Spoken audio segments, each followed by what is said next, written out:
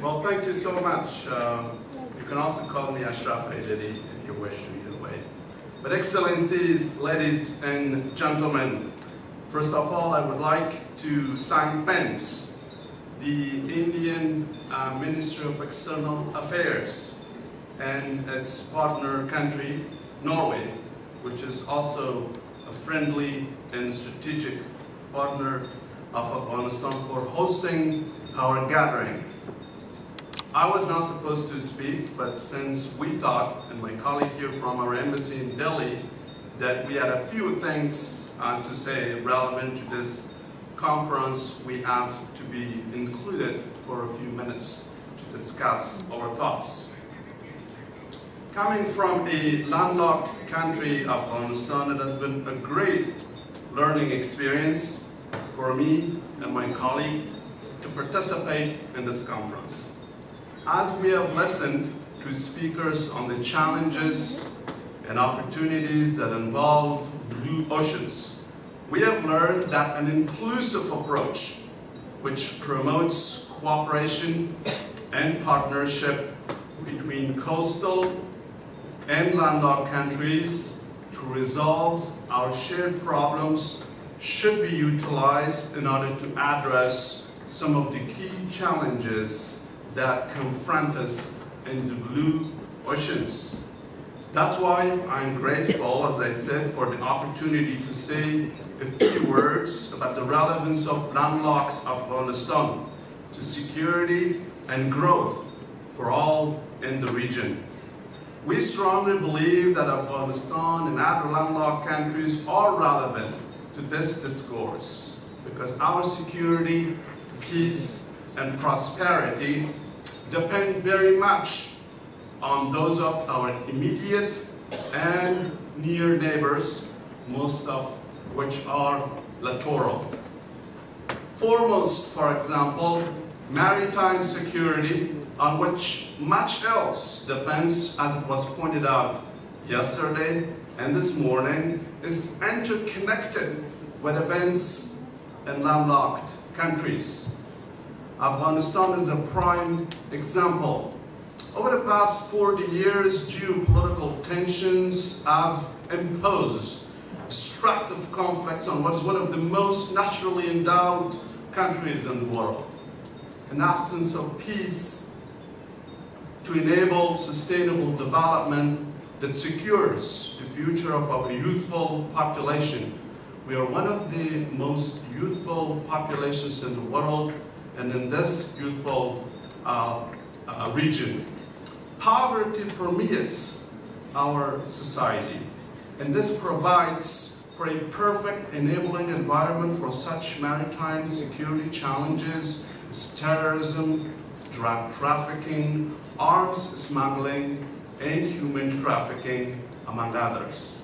Over the past 16 years, Afghanistan has been a victim of state sponsorship of terrorism. As a proxy of a coastal state, the Taliban have daily killed and maimed our innocent people while destroying the infrastructure that should help connect and integrate Afghanistan with our resourceful regions in the north and in the south for increased trade, business, and investment. This state-sponsored terrorism has allowed some 20 other terrorist networks with global and regional reach, including presence in the blue oceans, to operate out of Afghanistan. At the same time, this imposed insecurity has enabled a permissive environment for mass drug cultivation and production in Afghanistan, which now provides, unfortunately, more than 90% of regional and global demand for drugs, which are trafficked across the oceans in the region and beyond. Because of these imposed security challenges, Afghanistan is also a major source of refugees and asylum seekers who are often ferried by human smugglers to Europe and Australia and elsewhere. As we see, what is imposed on and happens in countries like Afghanistan directly affect maritime security. That's why we appreciate India's constructive involvement in Afghanistan over the past 16 years. India understands that unless it joins hands with us and our allies, such as the United States and NATO, to address the security challenges that confront Afghanistan, it would be hard to secure global peace and stability that ensures maritime security. We also appreciate the role of friendly countries, as I said, like Norway in Afghanistan. Norway has contributed both forces and development aid towards stabilization and sustainable development of Afghanistan. As we stabilize with the assistance of coastal and non-coastal countries that constructively strive to maintain international peace and security, Afghanistan will be able to exploit our massive natural resources, potential for revenue generation and economic growth. And this will enable us to serve as the roundabout of the modern Silk Road initiatives, including Belt and Road, to create and spread prosperity across Eurasia. As we look to our neighbors in the South and Central Asia, we are simultaneously strengthening national, global, and regional connectivity. President Ghani told world leaders in the recent 72nd session of the United Nations General Assembly in late September. He added that Afghanistan will again become a multifaceted hub in the 21st century for transport, energy, water, and mining, for the benefit of the entire region's economic prosperity and security. The President highlighted the progress Afghanistan has already been making. Transmission lines for the Central Asia, South Asia power project are under construction. The Turkmen or Tapi railway, not Tapi. The railway has reached our border. The Tapi natural gas pipeline is under construction. And related to this is the full operationalization of the Charbahar port, to which other speakers alluded to yesterday and perhaps this morning. Last year we hosted a conference on Invest in Afghanistan, where we drew the attention of domestic and foreign business representatives to the following potential investment opportunities in Afghanistan. And I will mention some of these as they could be of interest to representatives of the private sector in this gathering.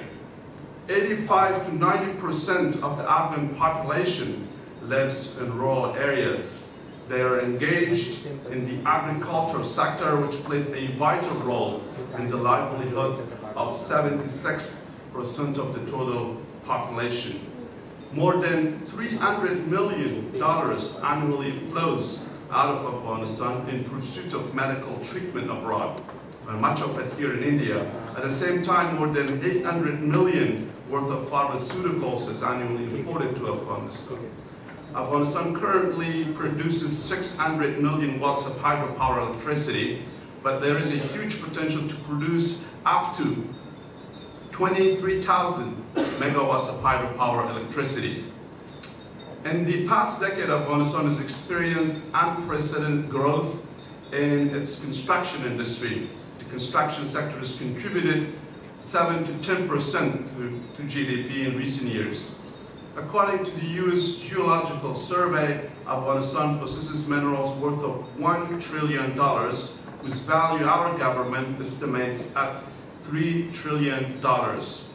Public procurement forms 90% of GDP and 50% of the national budget.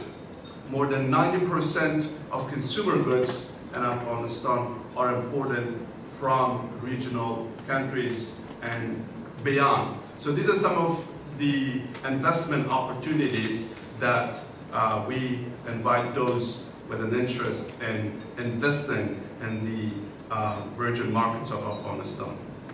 So with that, I conclude and look forward to any questions you may have from Afghanistan, any conference that is very much focused on maritime issues, but with enormous relevance to the issues happening in Afghanistan. Thank you very much.